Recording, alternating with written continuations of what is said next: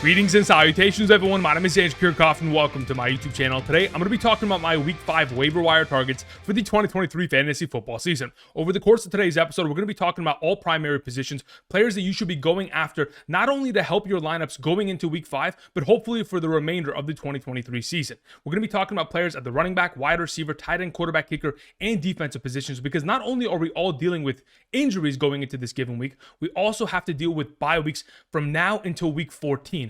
The teams that are on bye this week: the Los Angeles Chargers, Seattle Seahawks, the Tampa Bay Buccaneers, and Cleveland Browns. So many of us will be looking for new defenses, kickers, and of course spot start quarterbacks that can hopefully help us capture a victory in Week 5 and potentially could play a role on our rosters for the remainder of the season. Now, before we get into talking about all these players at each individual position, a reminder for those of you who have yet to do so, be sure to subscribe to the channel. Again, we're making daily fantasy football content for the entirety of the 2023 season with the singular purpose of trying to help you guys win a fantasy football championship, help us reach our goal of 80,000 subscribers. Tomorrow we'll be talking about running back rankings. Wednesdays, wide receivers. Thursdays before the game is quarterbacks, tight ends.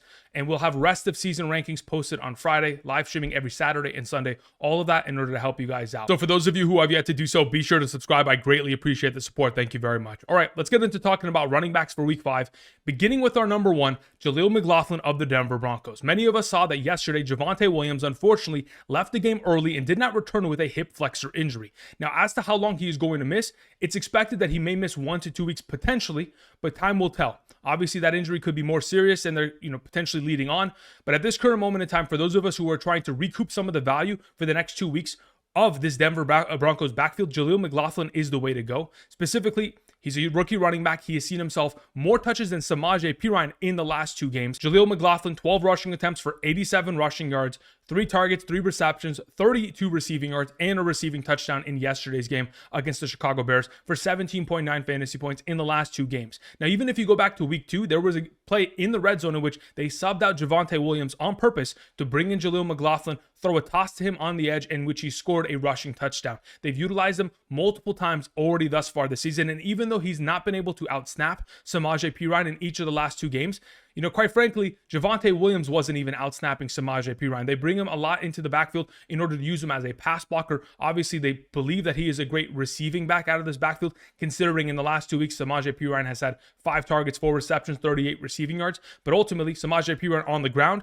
not as valuable as an asset thus far this season. Only 9 rushing attempts for 21 rushing yards in the last 2 games. So if we're going to anticipate one of these running backs taking over for Javonte Williams in the meanwhile until he recovers from that injury, the expectation is that that's going to be Jaleel McLaughlin, currently only rostered in 3% of Yahoo leagues and 2% of sleeper leagues. Going up against the New York Jets this week, he's my number one running back waiver wire priority player. Now, when we go to number 2, obviously it's Samaje Perine. He is rostered in a lot of leagues, currently 52% of Yahoo and 52% of sleeper formats.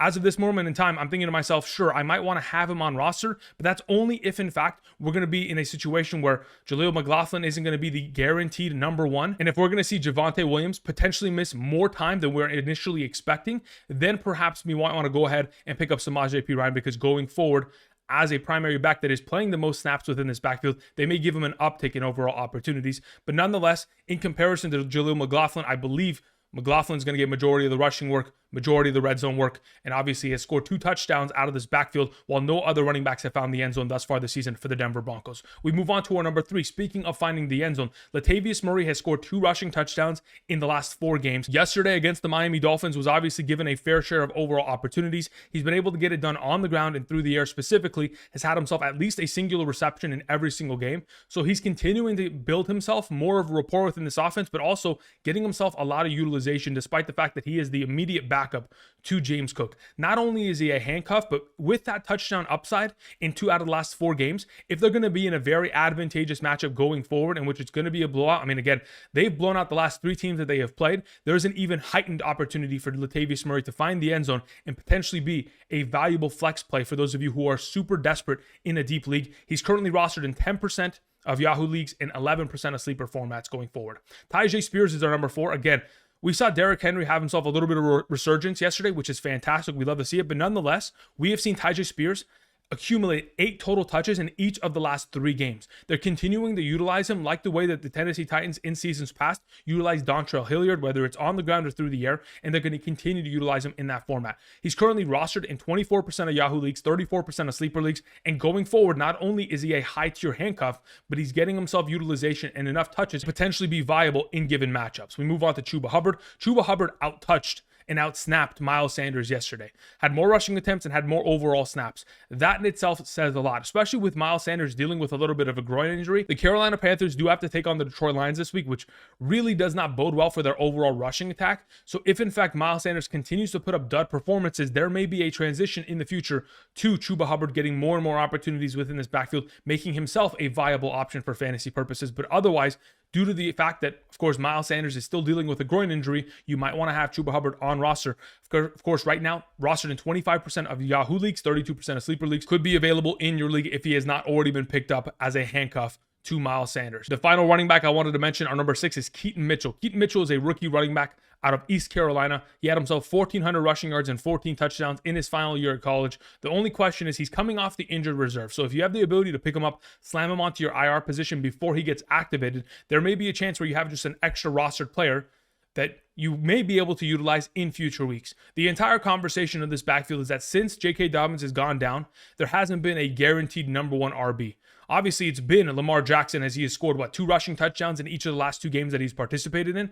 Therefore, there's an idea that maybe Keaton Mitchell could outplay Gus Edwards, Justice Hill, Melvin Gordon, guys like Kenyon Drake, players who are obviously not finding upside with their overall opportunities that they're given in a specific week. Therefore, Keaton Mitchell, only rostered in 17% of the Yahoo leagues, 11% of sleeper leagues, has an opportunity to potentially win over this backfield if in fact given the opportunity coming off of the injured reserve. Now, before we continue and talk about the wide receiver position, a couple reminders. For those of you who have yet to do so, be sure to check out Underdog Fantasy. At this current moment in time, if you travel down to the description of the video and click on the link, traveling on over to Underdog Fantasy, and use code Andrew today to make a first-time deposit minimum of $10, you'll be able to get a first-time deposit match up to $500, and you'll also get my rankings sent to you every single Sunday morning for the remainder of the season, which is by position: quarterback, running back, wide receiver, tight end, kicker, and defense, and flex, half PPR, full PPR, by tier, all of the encompassing rankings that you need within a given week available to you every single Sunday morning. All you got to do is use code Andrew,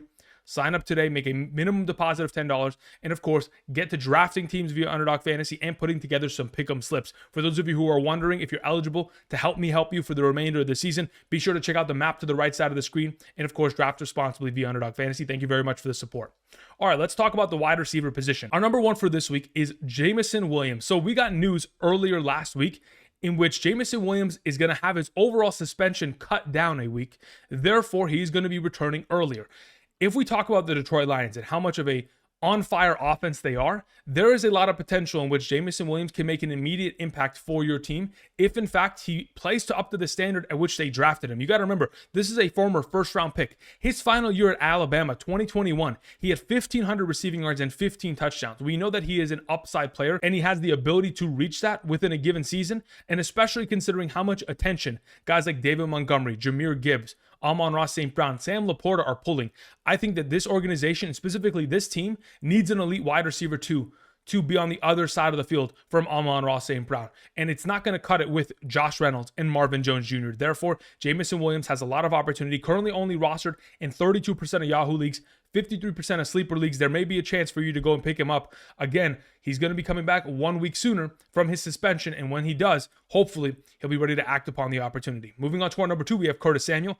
Obviously, Jahan Dotson left yesterday's game with an injury. There were other players that also missed time with an injury yesterday. T. Higgins with a rib injury, Mike Evans with a hamstring injury, Devontae Adams left with a shoulder injury and then came back to the game, said he wasn't 100%. Those players could end up missing time, but Curtis Samuel could end up having himself a heightened week, mainly because they have a short week. They play on Thursday night, and if Jahan Dotson is not going to be available against the Chicago Bears, Curtis Samuel could find himself a lot of success within the given matchup. Specifically, the fantasy point contributions of Curtis Samuel in the last 4 games, 8.5, 4.7, 6.4, and 14.7. They're continuing to utilize him every single week, despite the fact that he has not seen a major role within this offense. He has still been fantasy relevant every single game. There is yet to be a week this season which he's gotten no utilization, which is very promising for his overall upside. Currently only rostered in 9% of Yahoo leagues, 14% of sleeper leagues. Curtis Samuel is not a bad option going into the given week. Now, for those of you who want a more upside player for the remainder of the season, once in fact the Arizona Cardinals get Kyler Murray back, Michael Wilson would be that. He's a rookie wide receiver out of Stanford, and boy, has he played well this season in the lack of opportunities that he has been given. Specifically, go back to week 3, he made a couple big catches in that game against the Dallas Cowboys, which certainly helped them, of course, capture that victory. Then you go off to the San Francisco 49ers matchup, and boy, did he have himself a game. 7 targets, 7 receptions, 76 receiving yards, 2 receiving touchdowns, 23.1 half PPR fantasy points. The overall potential of this offense continuing to string together great games is very likely, considering regardless of who they've had at quarterback, this Arizona Cardinals team is continuing to fight, whether it's during games or even after games, with James Conner going after Hufanga yesterday after the game. Nonetheless, the expectation is that Michael Wilson going forward will get himself more utilization, more opportunity within this offense. And as a number 2 wide receiver across the field for Marquise Hollywood Brown, pulling coverage from the number 2 cornerback should be an easier overall experience for Michael Wilson and potentially more fantasy points. Moving on to our number 4, we have Michael Gallup. Michael Gallup for 2 consecutive weeks has had himself 6 or more targets, specifically in week 3, 12.2 fantasy points, 6 catches for 92 yards. This last week, of course, had himself 5 catches for 60 yards in a game in which they were up 30 points really quickly. So now that you go up against the San Francisco 49ers, a matchup which they might be throwing for majority, if not the entirety of this game, I'm expecting Michael Gallup to get himself more and more utilization in comparison to Brandon Cooks, who was brought in via trade this offseason and expected to be the number 2. It has obviously been Michael Gallup that is the number 2 favorite target as a wide receiver within this offense. Otherwise, as an offense, it goes CeeDee Lamb, Jake Ferguson, Michael Gallup, and then Tony Pollard. And then as the number 5 option within this offense, we have ourselves, of course, Brandon Cooks. Nonetheless, Michael Gallup, not a bad pickup, currently rostered in 19% of Yahoo leagues and 23% of sleeper leagues. Our number 5 is Tyler Boyd. So here's the conversation with Tyler Boyd. Considering T. Higgins is dealing with a rib injury and that he may miss some time, whether that's a rib cartilage injury or a fractured rib, time will tell. Obviously, we are not privy to that information at this current moment in time. But if, in fact, T. Higgins is going to be missing time, Tyler Boyd, who is rostered in about 37% of Yahoo leagues, 51% of sleeper leagues, could be a value going up against the Arizona Cardinals. The only issue that I have with Tyler Boyd and why I have him at number 5 is primarily the fact that this is the worst offense in the National Football League in terms of total yards, in terms of total points per game on average. They are the worst offense in the National Football League, and I don't know how much we want to trust them going into future weeks with Joe Burrow obviously not playing up to his standard. The final player at the wide receiver position I wanted to mention is Darnell Mooney. Obviously, with Chase Claypool being told to stay home and the fact that this offense took a huge step in week 4 and hopefully going into week 5 on a short week against the Washington Commanders defense that has obviously given up their fair share of points, whether it has been to the Buffalo Bills and of course the Philadelphia Eagles this last week. If there's a chance that the Chicago Bears can step up besides DJ Moore and Cole Kmet within this offense, Darnell Mooney would be the next man within the receiving core to have himself an upside game. Currently rostered in 27% of Yahoo leagues, 35% of sleeper leagues, could be available and already has a rapport built with Justin Fields from seasons past. Hopefully we'll be able to enact that more often going forward. All right, let's talk about the tight end position. Beginning with our number 1, it is Jake Ferguson. Obviously, like I mentioned at the beginning of the episode, there are going to be a lot of tight ends missing going into the given week because of bye weeks. We have David Njoku, Gerald Everett, Darrell Parham. We also have Noah Fant, Cade Otton, and Pat Freiermuth is dealing with a little bit of a hamstring injury. Also, his quarterback, Kenny Pickett, is dealing with himself a knee injury. So that entire conversation with the Pittsburgh Steelers is in a little bit of trouble. But nonetheless, let's talk about Jake Ferguson. Currently already rostered in 53% of Yahoo leagues, 50% of sleeper leagues. If you don't already have Jake Ferguson on your roster, if not somebody else's roster in your league, I don't know what you guys are doing. In 3 out of the last 4 games, he has had 7 or more targets. And as the weeks have progressed, he is expanding within this offense, not only being utilized as a goal line threat, but now being utilized between the 20s. And ultimately, yesterday had himself 7 catches for over 70 yards. And going forward is only going to be able to expand upon that. This upcoming week, they do take on the San Francisco 49ers. And even though the San Francisco 49ers defense is great, we have seen the Dallas Cowboys in the last 2 matchups in which they've taken them on in the last 2 years. With Dalton Schultz, Mike McCarthy, again, similar overall offense. In those given matchups, Dalton Schultz, 7 catches for 89, 5 catches for 27 and a touchdown. They highly utilize the tight end position going up against the San Francisco 49ers. Should be a fantastic play for this week and, of course, going forward, considering how much we know Dak Prescott likes to use his tight ends, whether we go back in the days with Jason Witten, most recently with Dalton Schultz, and now going forward with Jake Ferguson within this offense. We move on to Cole Kmet, our number 2. Obviously, Cole Kmet was able to find himself success in this given week, primarily because Justin Fields finally woke up from his, 3-week slumber there. But ultimately, if this offense is going to continue to progress in the right direction, he is someone that's rostered in over 50% of Yahoo and sleeper leagues, so he probably isn't readily available. But if he perhaps is, he has a lot of potential for upside going forward, especially in this upcoming matchup against the Washington Commanders on a short week on Thursday night. So as long as we continue to see Kmet see those targets, again, 9 targets in week 4 is an incredible number. That's the most targets he has had since December 20th of 2021.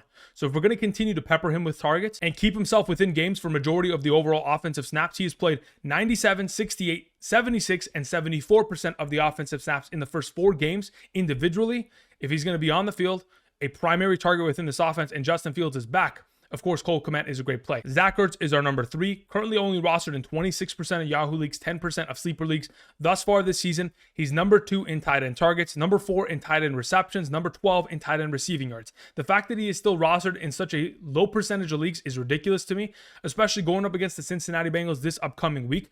Again, the Cincinnati Bengals thus far this season in the first 4 games to opposing tight ends have allowed 5 catches for 41 and a touchdown against Cleveland, 6 catches for 53 and a touchdown against the Baltimore Ravens, 5 catches for 71 against the LA Rams, and most recently, 5 catches for 55 and a touchdown to the Tennessee Titans. There is so much upside, and Josh Dobbs continues to elevate Zach Ertz going forward. He's a fantastic pickup and play. Jonnu Smith is our number 4. Jonnu Smith in the last 3 weeks has been unstoppable at the tight end position within his own offense. And in comparison to Kyle Pitts, he is outproducing Kyle Pitts. Specifically, we have seen Jonnu Smith, his overall snap counts look like 50%, 67, 72, and 55%. Overall, he has out-targeted Kyle Pitts 20-18 in the last 3 games. And in those last 3 games, the overall production of Jonnu Smith looks like 4 catches for 47, 5 catches for 37, 6 catches for 95. In a full PPR, he's more of a dependable option within a given week than Kyle Pitts. In a half PPR, honestly, probably in that same conversation, considering neither of them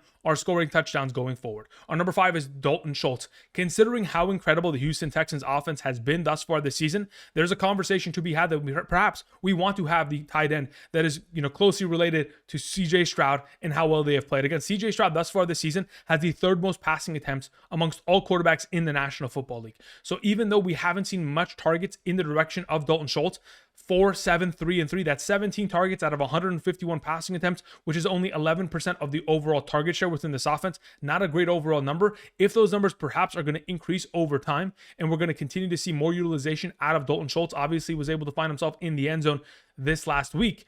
Hopefully, he could be of value, especially in an advantageous matchup going up against the Atlanta Falcons. The final tight end I wanted to mention is Logan Thomas. Again, over time, he's going to get himself more and more utilization. Against the Chicago Bears this week, I'm expecting that the Washington Commanders should be able to put up however many points as they want to, considering what kind of a performance they put up against the Philadelphia Eagles. On a short week, I'm hoping him and Sam Howell can find some success. Hopefully, he can be a justifiable option at the tight end position. Again, we got to remember just how thin the tight end position is, and anytime we have an opportunity of finding someone that could be of value, we have to potentially give it a shot going forward. All right, before we get into the quarterback conversation, a couple reminders. For those of you who haven't checked out the 1.01 brand, the official merchandise line of the Andrew Kirikoff YouTube channel, be sure to travel down to the description. Check out the website, andrewkirikoffshop.com. Go ahead, check out potentially the hats, the beanies, the bucket hats, the tie-dye hoodies, the regular hoodies, long sleeve tees, all of that available, branded with greetings and salutations to not only rep the channel, but of course, have yourself high quality, comfortable, and stylish clothing for the remainder of the 2023 season. So be sure to go ahead, check that out today.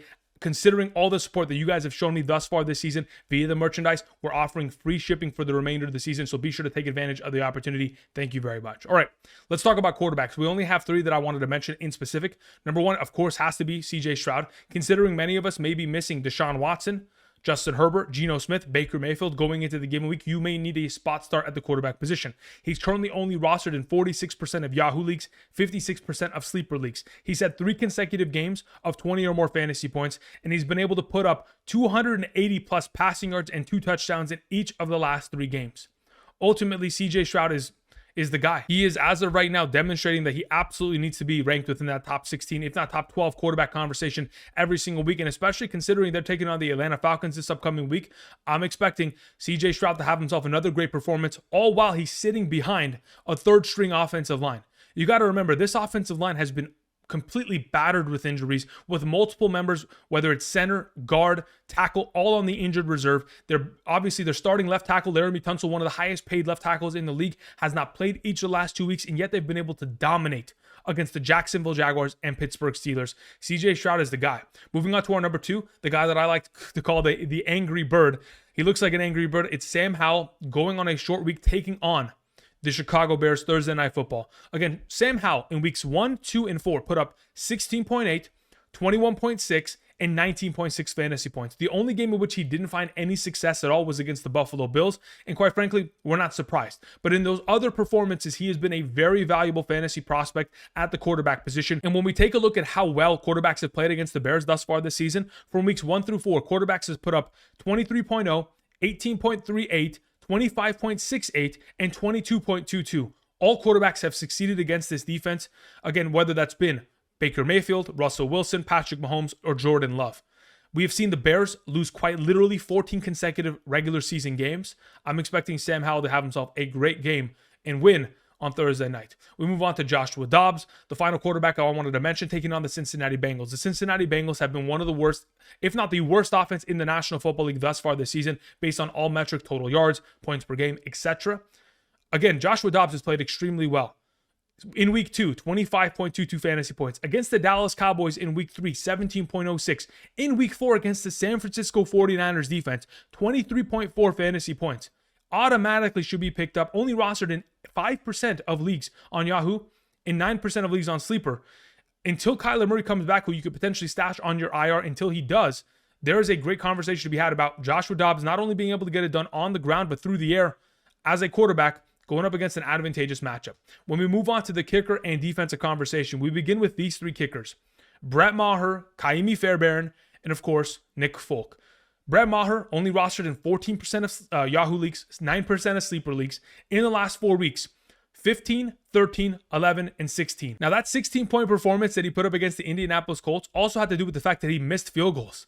He could have had an even better week. Nonetheless, Brett Maher playing great at the kicker position. Again, 15, 13, 11, and 16.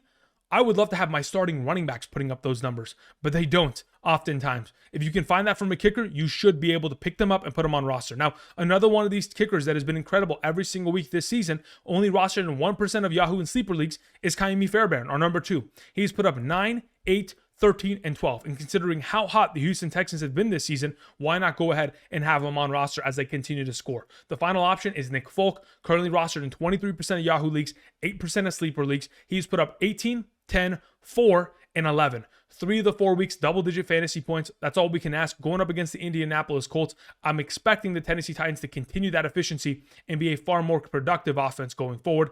The 3 defenses I wanted to mention are the Detroit Lions, Houston Texans, and Washington Commanders. First and foremost, if you have the Baltimore Ravens, keep them on roster. They'll be taking on Mitchell Trubisky most likely this week. So if in fact you picked up the Baltimore Ravens yesterday during the live stream in order to take on DTR, congratulations, you got a great volume of points there. But going forward, you also want to keep them on roster taking on the Steelers. Now, if in fact you don't have one of those better options at the potential defensive position, we're talking about defenses that are widely available. The Lions are only rostered in 4% of Yahoo leagues, 11% of Sleeper leagues. In the last 2 games, the Lions have put up 16 and 10 fantasy points. The Panthers this season, 2 opposing defenses, have allowed 17 points to the Minnesota Vikings, 7 points to the New Orleans Saints, and 12 points to the Atlanta Falcons. Those are games in which, of course, Bryce Young has been the starting quarterback. I'm not counting the Seattle Seahawks game because, again, that was Andy Dalton.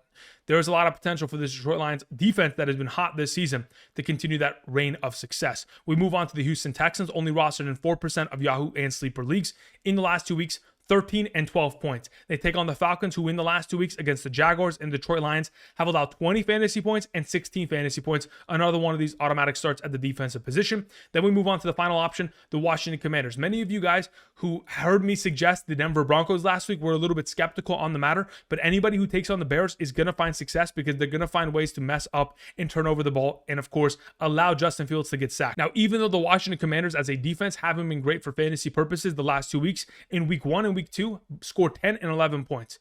And when you take on the Bears, defenses against the Bears thus far this season, 13.0 against Denver, 11.0 versus Kansas City. Tampa Bay put up 17 fantasy points. Green Bay put up 15 fantasy points. The Washington Commanders are a great play.